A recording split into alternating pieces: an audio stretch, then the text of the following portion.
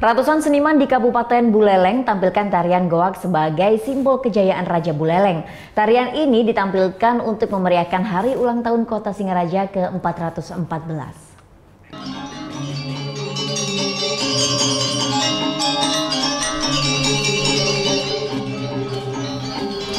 Kali ini tarian goak kembali ditampilkan untuk memeriahkan HUT Kota Singaraja pada parade budaya yang digelar di jantung Kota Singaraja.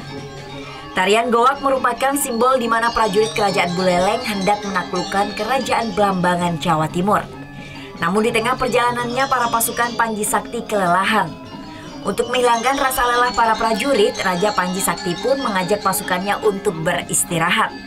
Setelah istirahat, para prajurit pun diajak bermain yakni goak. Tak hanya tarian goak, seni tabu Bali Ganjur, tarian barong, serta parade gebokan hingga baju batik pun ditampilkan. Bupati Buleleng Putu Agus Suratnyana mengaku penampilan tari goak ini sebagai upaya pelestarian dan pengembangan budaya khas Bali Utara. Itu boleh menggak-goakannya untuk menghormati bahwa ini ulang tahun Kota Singaraja, tapi tidak harus menggak-goakannya dominan di masing-masing kecamatan, ya. Mewarnai boleh masing-masing, tapi kan beda-beda. Kayak SCTP dia nggak tahu menggak-goakan, ya. Mungkin baru belajar yang menggak-goakan, ya nggak? Gitu. Ya. Tapi karena dia menghormati ulang tahun Kota Singaraja, boleh. Tapi esensi kearifan lokalnya dielaborasi. Itu namanya parade budaya, ya. Parade budaya yang menampilkan berbagai kesenian Bali ini pun menjadi hiburan tersendiri bagi masyarakat Buleleng. Ribuan pasang mata penonton menyaksikan pementasan tari goak dalam parade budaya kali ini.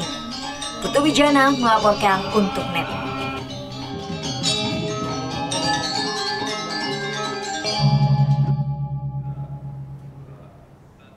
Oh yang beneran?